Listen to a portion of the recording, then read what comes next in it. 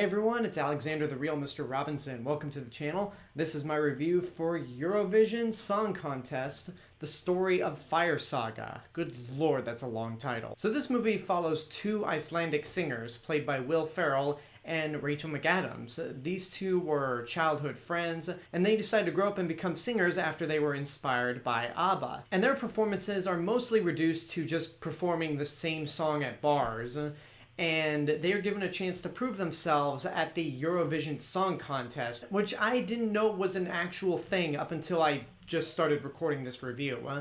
And it's their one chance to prove that they are not a complete joke and that they can become true Icelandic singing icons. I was hesitant to watch this movie at first because the last Will Ferrell movie I saw him in was Holmes and Watson, which that thing is...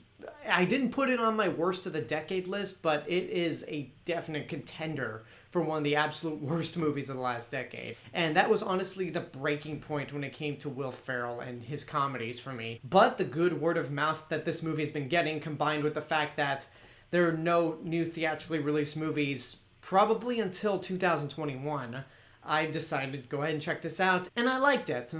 I don't think I'm quite in love with it the way so many other people are, because while there's a lot in it that I really do like, there's quite a handful of stuff that I won't say dislike, because there's nothing about this movie that I truly hate, but all the stuff that didn't impress me, I just went, it's fine. I've heard a lot of people say that this is the Rocky of singing competition songs, and it very much is, in the sense that you have characters that are trying to make a big name for themselves and become icons. Now, if you think that this is as good as Rocky, then I've got some bad news for you, because this ain't Rocky. But it definitely has that same familiar type of plot, except it's not in a sports movie. And to be honest, this movie for me would have not been even worth my time if it wasn't for two aspects that make this the movie that it is. The first aspect is actually Rachel McAdams. She's very funny in this movie. I've always loved Rachel McAdams in anything she's in. She's charming, she's charismatic,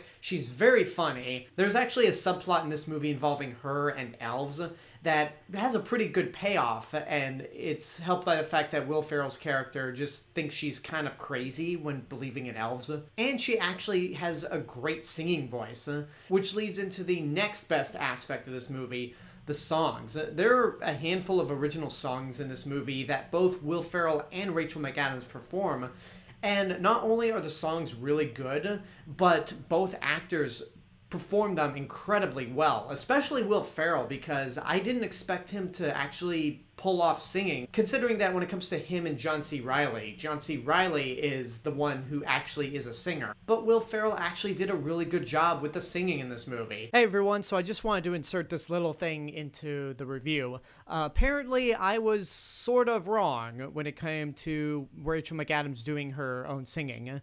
While Will Ferrell does all of his own vocals in the movie, Rachel McAdams actually starts off the beginning of each of the Fire Saga songs with her own voice. But throughout most of the movie and most of the performances, she's dubbed over by another singer, a more professional one, by the name of Molly Sandin, who's also known as My Mary Annie. So just wanted to clarify that right off the bat, that I was kind of wrong, but that doesn't change the fact that the songs and Rachel McAdams are the best parts of the entire movie. And those two aspects of the movie are more than enough to make up for a lot of the film's shortcomings. I already talked about the predictable plot, but another thing that kind of, I don't want to say hurts the movie, but definitely doesn't make it the great movie that everyone else claims it to be, is Will Ferrell. This is 100% a step up from Holmes and Watson, no question about it. But Will Ferrell just kind of plays Will Ferrell, but with an Icelandic accent this time. And his character is not that interesting compared to Rachel McAdams, and in a way, he's kind of obnoxious. He's selfish, he's self-consumed with himself, which I guess is the point of the movie, considering that he has to kind of learn to not be selfish. But even then, everything leading up to that one moment didn't really work for me. Although I do like how in this movie, Will Ferrell's character is not successful, because when you look at his other movies like Anchorman, Blades of Glory, and Talladega Nights, he plays characters that are incredibly successful in whatever career that they're in. So I like that this movie takes a different approach when it comes to a Will Ferrell comedy. but even then, he's not one of the better aspects of this movie. And then in terms of the comedy itself, there are a lot of moments in this movie that are definitely chuckle-worthy, and I think there may have been one or two hard laughs that came out of me, but most of the time it really just was chuckle-worthy. And sometimes there are jokes that just completely bomb. And that kind of hurts the movie itself. But then again, what makes this movie better than it probably should be is Rachel McAdams and the songs. They are really that good. And I actually wouldn't mind getting these songs myself on iTunes. And I don't know what the fate of the Academy Awards will be this year. I know they've delayed it, but I think the songs in this movie should actually get some recognition. Because again, they're that good.